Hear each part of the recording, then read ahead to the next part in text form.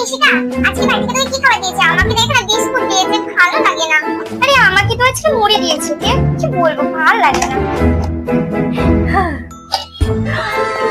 আজকে ভালো খাবার দিয়েছে, আজকে আমি খাবো।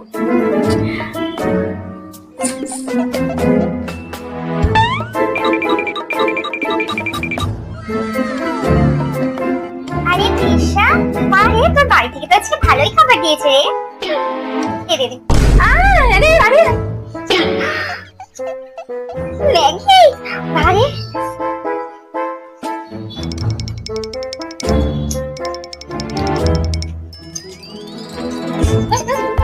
নে তুই একটু খা।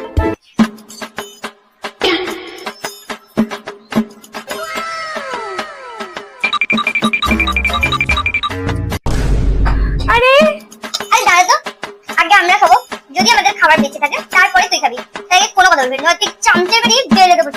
চুপচাপ বসে থাক ওখানে। A few moments later.